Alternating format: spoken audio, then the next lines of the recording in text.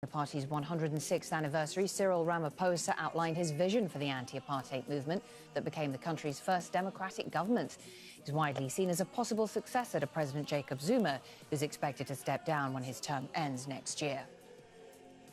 We shall pay tribute to the contribution that Nelson Mandela made over the course of his 95 years to the struggle for freedom and the cause of humanity.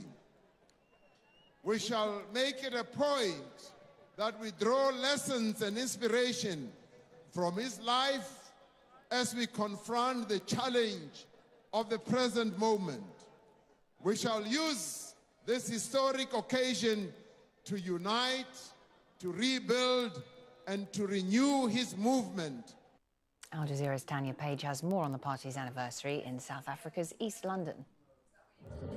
Nelson Mandela would have turned 100 years old this year, and so the governing African National Congress has dedicated 2018 to the late president. And for that reason, the ANC's new president, Cyril Ramaphosa, says there needs to be a return to the ideals of Mandela within the ANC, a renewal and a rebuilding of the party, and a refocusing on building a truly free and equitable society. The ANC thinks it can help achieve those things by two new policies. The first being free education for poor and middle-class students. The other being a big change, the possible changing of the Constitution that would allow the ANC to appropriate land without giving compensation.